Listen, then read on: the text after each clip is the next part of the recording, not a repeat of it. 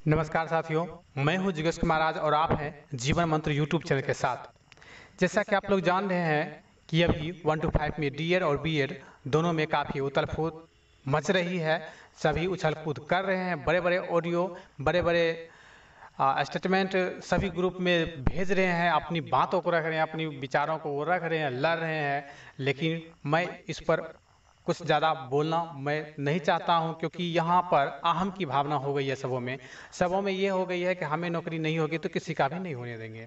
और जहाँ तक सवाल है कि बीएड और डीएड का, तो मैं साफ तौर पर कह देता हूँ कि बहुत प्रयास किया गया है दोनों को मिलाने के लिए, अभी प्रयास जारी है।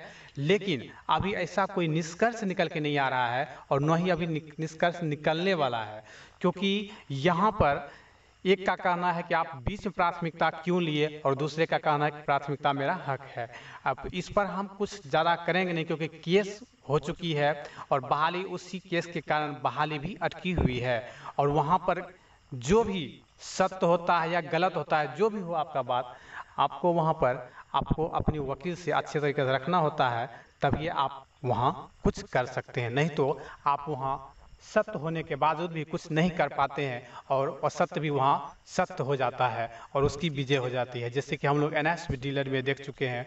और साथ ही जैसे कि दिसंबर वाले जो केस किए हुए हैं, वो आखिर किस आधार पर केस किए हुए हैं ये भी आप देख चुके हैं, किस तरह से वहाँ गुमराह करते हैं कोर्ट को। ये बात किसी से छिपी हुई नहीं है। मैं इस बीच कुछ नियोजन इकाई जाकर के वहाँ की स्थिति के बारे में जानना चाहा कि आखिर वहाँ क्या हो रही है। तो मुझे पता चला कि दिसंबर जो सीटेट पास हुए हैं 2019 में, वो लोग भी आवेदन करने के लिए वहाँ पहुँचे हुए थे। मैंने देखा ज़बरदस्ती वो कहते हैं कि मेरा आवेदन आप लोग क्यों नहीं लीजिएगा, सरकार ने मुझे ऑर्डर दे दिया है। मैंने उसे समझाया भी कि आप कहाँ पर से ऐसा ऑर्डर तो कभी नहीं आया है। और साथ में नियोजन इकाई भी उसे समझा कि हम आपका फॉर्म नहीं ले सकते हैं, क्योंकि ऐसा कोई हमें लेटर नहीं आया है।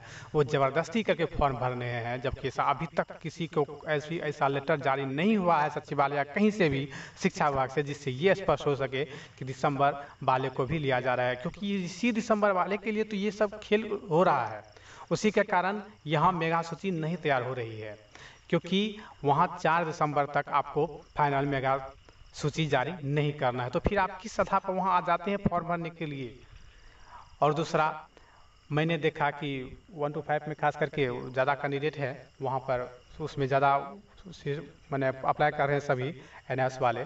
और बहुत सारे एनएस वाले ऐसे भी हैं जो कि फर्स्ट डिग्री भी ले करके लगा करके बहुत लोग कर रहे हैं। और साथ ही मैं आपको यही बता दूं कि 68 में बहुत कम मात्रा में पास किया है। मुश्किल से पूरे बिहार में मैं दावे के साथ कर सकता हूं कि 400 से या 500 होगा भी नहीं उसका। और उसमें भी लैंग्वेज सब्जेक्ट बहुत कम है कैंडिडेट का, और अन्य कैटेगरी में तो बहुत कम है। लेकिन यूआर और क्या कहते हैं ईडब्ल्यूएस, यूआर और बीसी, इसमें ज़्यादा कैंडिडेट वहाँ पर भी भरे पड़े हुए हैं। अब मैं बात कर लूँ थोड़ा सा डीएड और बीएड के बारे में पुनः। तो डीएड और बीएड में सभी कोई स्वार्थ में जी रहे हैं। क्यों ना हो, सभी कोई सोचता है कि मेरा नौकरी हो। अगर मैं किसी को ये कहता हूँ कि आप डीएड वाले हैं अथवा बीएड वाले हैं आप केस वापस ले लीजिए, तो क्या वो साफ तौर पर ये बात कहते हैं कि आप मेरा नौकरी का ठेका लेंगे? क्या मेरी नौकरी हो जाएगी? अगर प्राथमिकता नहीं हटती है तो क्या मेरी नौकरी हो जाएगी? वहाँ सभी कोई निराधार हो जाते हैं। और बीएड वाले ऐसे भी अभी उसका मामला खास करके थोड़ा ऊंचा है, तो इसीलिए वो कभी नहीं चाहेंगे कि मैं केस को वापस ले लूँ और अपने पैर पर कुल्हाड़ी मारूँ। तो अगर केस बीएड वाले जीत भी जाते हैं तो डीएलएड वाले जो है पुनः उसको पीआईएल दायर करके उस केस को फिर से वापस पटरी पर ला देंगे और फिर बहाली वहीं की वहीं रह जाएगी। अब फिर यदि डीएड वाले केस जीतते हैं तो फिर बीएड वाले वैसा करेंगे। यानी ये अब लगता है कि अहम की भावना जो है ये कि 2 के चक्कर में या तो पूरे चक्कर में पूरे का भविष्य बर्बाद होने वाला है 1 to 5 का। तो मैं बात ये करना चाहता हूँ कि 6 to 8 के चक्कर में 6 to 8 इसी के चक्कर में, यानी कि 1 to 5 के ही चक्कर में 6 to 8 भी पिसा रहा है। तो क्यों ना 6 to 8 के लिए भी एक प्रयास किया जाए कि उसमें एक अलग एक टीम गठित किया जाए और उस पर वर्क किया जाए कि आखिर हमें किस तरह से उसकी बहाली हो सके। क्योंकि 1 to 5 में अब नहीं लगता है कि दूर दूर तक चुनाव से पहले कोई भी बहाली होने वाली है, क्योंकि कोई पीछे हटने को तैयार नहीं है। सबों से बातें हो रही है लेकिन कोई भी अपने अपने मुद्दे से पीछे नहीं हटने वाले हैं। सभी कोई की बीएड वाले का ये कहना है कि जब तक प्राथमिकता नहीं हटती है तो मैं वापस केस नहीं लूँगा, और वही डीएड वाले ये कहते हैं कि नहीं, हमारा प्राथमिकता पर हक है, मैं प्राथमिकता लेकर के रहूँगा। तो इस दोनों के चक्कर में 1 to 5 जो है, जितने भी कैंडिडेट है सबों का भविष्य पिस्ता हो रहा है, और ये आगे ये होता ही रहेगा। इसीलिए 6 to 8 को अब सोचना चाहिए सबों को कि आप लोग आगे आवें, और 6 to 8 में जैसे कि आप लोग रंजीत सर भी बताए हुए थे कि इस पर हम कुछ विचार कर सकते हैं, क्योंकि यहाँ पर कोई उतना परेशानी नहीं होने वाला। और जहाँ तक सरकार का सवाल है तो मैं आपको साफ बता दूं कि सरकार ने एक बहुत बड़ी चाल चली थी डीएलएड प्राथमिकता को दे करके, लेटर जारी करके। जब आपको कुछ भी करना था तो आप पहले कर देते, तो नोटिफिकेशन से पहले, उसके बीच में आप ये करके बहुत बड़ा गेम खेला था जिसमें डीएड और बीएड दोनों फंस चुके हैं, और इस तरह से फंसे हुए, इस तरह से जकड़ चुके हैं, अब वो जा करके भी दोनों वापस नहीं आ सकते, एक प्लेटफॉर्म पर कभी भी वापस नहीं आ सकते। और 10 जून का जो महाआंदोलन हुआ था 2019 में, वो दोहराया नहीं जा सकता है।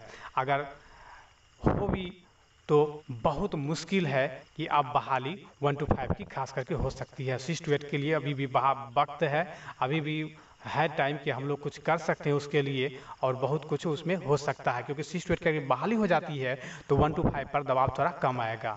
और साथ ही सरकार जो चाल खेली थी कि डीएड बीएड को लड़ाना है, इसकी एकता को तोड़ना है, क्योंकि एकता को देख चुके थे वो 10 जून के गर्दनी बाग पटना में 2019 में, तो उस एकता को तोड़ने के लिए जो बड़ी चाल चली थी उसमें वो बिल्कुल तरीके से कामयाब हो चुकी है, और उसके जाल में सभी को धीरे धीरे फंसते चले आए, और आज ये स्थिति हो गई है कि अभी कोई भी बाहर निकलने को, कोई भी एक मंच पर आने को तैयार नहीं हो रही है।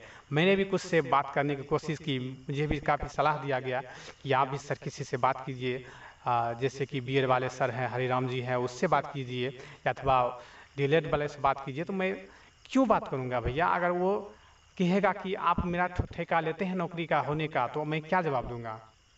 क्योंकि मैं आपको स्पष्ट रूप से कह देता हूं कि यूआर कैटेगरी में जो भी 1 to 5 में बीएड वाले पास है, उसका एक भी कैंडिडेट का नहीं होगा। 1 to 5 में एक भी कैंडिडेट का नहीं होगा, क्योंकि यूआर जो है कैटेगरी उस सबों के लिए खुली रहती है, और उस कैटेगरी में सभी कोई जा सकते, तो भला कैसे हो सकता है? आप सोचिएगा ये बात कितनी अहम बात है, और इसी अहम के मुद्दे को लेकर के बीएड वाले अड़े हुए हैं। और बीसी की कैटेगरी के जहाँ तक सवाल है, तो उसमें भी मुश्किल से 5 या 10% वो भी महिला कैंडिडेट का बीएड वाला का हो पाएगा, नहीं तो किसी का भी उसमें भी नहीं होगा। हाँ, ईबीसी में और एससी एसटी में कैंडिडेट को होगा, ये मैं बात मानता हूँ। 50% जो भी मैंने 1 to 5 बीएड वाले पास है वो सबका होगा, लेकिन यूआर और बीसी में अगर कोई कह दे दवा के साथ बीएड वाला कि मेरा हो जाएगा 1 to 5 में, तो असंभव सा लगता है। तो सभी को यहाँ पर ये लगे हुए हैं कि हमारा 1 to 5 में नहीं होगा, तो मैं किसी का भी नहीं होने दूंगा, और इसी के चक्कर में ये 1 to 5 पूरा फंसा हुआ मामला है।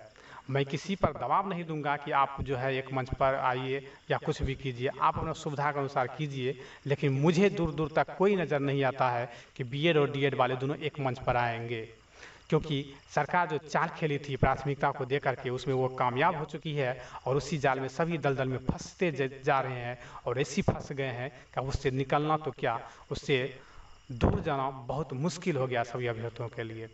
तो आगे भी हम बात करते रहेंगे, लेकिन आपको बता दूं कि 6 to 8 की बहाली के लिए आप लोग आगे आइए, और जो कोई भी मैंने कैंडिडेट इस पर आगे आने के लिए कार्य, आप कमेंट भी कर सकते हैं हमें, और आप अपना नंबर दे करके हमसे आप जुड़ भी सकते हैं। और साथ ही मैं आपको बता दूं कि कोई एक ग्रुप बनाएंगे जिस पर सबों को हम एक मंच पर लाने का प्रयास करेंगे, 6 to 8 वाले को, ताकि उसकी बहाली ससमय हो सके। तो धन्यवाद, बने रहे आप लोग जीवन मंत्र यूट्यूब चैनल पर। चैनल को सब्सक्राइब जरूर करें, लाइक करें, कमेंट करें, और वीडियो को दोस्तों में जरूर से शेयर करें, ताकि सबको सही बात सामने आ सके। तो नमस्कार, आपका दिन शुभ हो।